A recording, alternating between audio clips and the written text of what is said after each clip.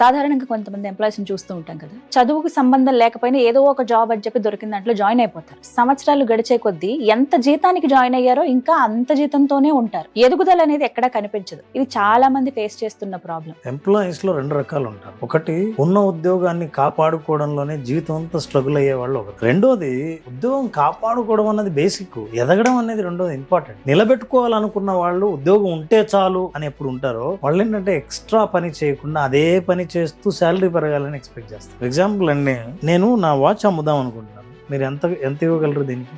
5K. 5,000. మీ watch ఎంత అండి? చాలా బాగుంది. Around 5K. ఇది కొనకుండా అది ఎందుకు కొన్నారు? దాంట్లో చూడ్డానికి బాగుంది, గ్రేస్ పెరుగుతుంది, డిఫరెంట్ గా కనిపిస్తుంది. ఏ ఎంప్లాయీ అయినా సరే వర్క్ చేస్తుంటే వాల్యూ ఎక్కువ ఎంత యాడ్ చేస్తారో అంత ఎక్కువ శాలరీ ఇద్దామని ఏ ఆర్గనైజేషన్ కైనా అనిపిస్తుంది. అయితే నేను వాల్యూ ఇచ్చానని చేసిన ఎంప్లాయీ అనుకుంటే సరిపోదు, శాలరీ ఇస్తున్న కంపెనీ అనుకోవాలి. ఈ విషయాన్ని మీ మేనేజ్మెంట్ లో ఎవరితో అయినా సరే ఒక్కరితో అనిపించినా సరే మీకు ఎక్కువ జీతానికి మీరు అర్హులనే.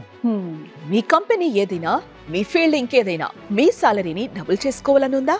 లక్షల మందిని ట్రైన్ చేసి వారి లైఫ్స్ ని మార్చేసిన మిస్టర్ రామ్ జలదుర్గం గారు 2x your salary online course ని స్టార్ట్ చేస్తున్నారు. 21 రోజుల ఛాలెంజ్ కోర్సులో జాయిన్ అవ్వండి.